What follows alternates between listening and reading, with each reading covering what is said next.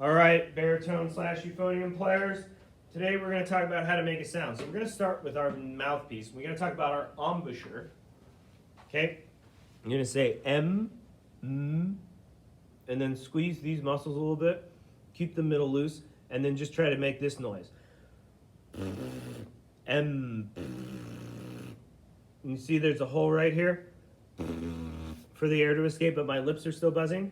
So once we've got that, then we can put the mouthpiece up. Don't push the mouthpiece into your face. You just want it nice and against it. This is too much. Ow. This is too little. Right here. Just solid pressure on it so you're not hurting your teeth, but you're in contact with it. Squeeze the sides. And see if you can get that nice and steady. Make sure you're taking a big, deep breath. This instrument takes a lot of breath to make it sound good, like all instruments do.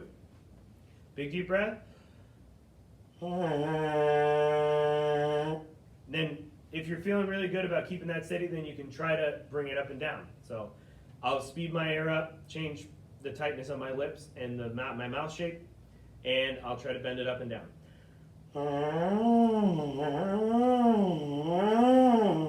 Okay, that's all with air speed changes and lip and mouth shape changes. Okay, once I can keep a steady sound, and hopefully you can make that little siren noise, then you can put it in. Make sure to grip the baritone or euphonium properly. And then you're going to make that same sound into the baritone. It might be that note that comes out, or it might be this note. Those are probably going to be the first two. You might get this one if you're blowing really fast and tight. Okay, and we're not pressing any buttons down right now. We're just practicing making a good sound. So when we do this, we want to see how long and how steady we can hold it. This would be bad. That's not steady enough air. Honestly, that air is coming really shallow from my chest, not deep down from my diaphragm. So some troubleshooting stuff. If you're not in contact with the mouthpiece enough, it's going to sound like this.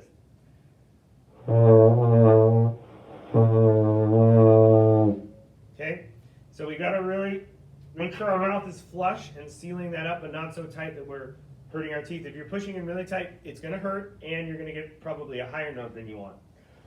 Ow. Okay, don't do that. If it's sounding like this,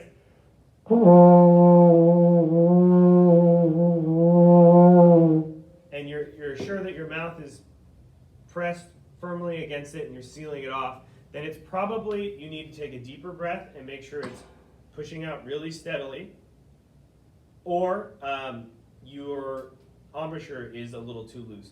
So here's too loose of an embouchure, but with full air.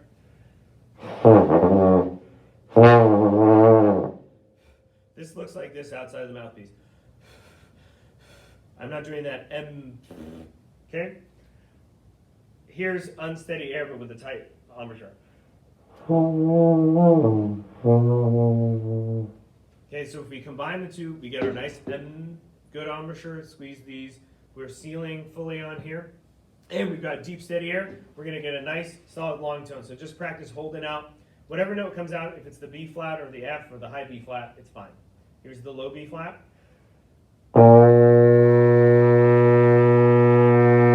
And I'd rather you play too loud than too soft right now on brass instruments. Eventually, we want to practice playing soft because it's harder, but we want to be able to get the strong air support so we can control everything. So if it's loud and brassy, that's fine. Here's the F.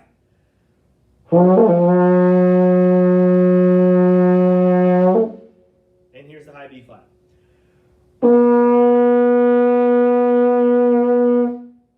Okay, and those are your first sounds on the baritone. Really practice holding it steady, and if you want, if you're feeling really comfortable, you can bounce up and down between them and change.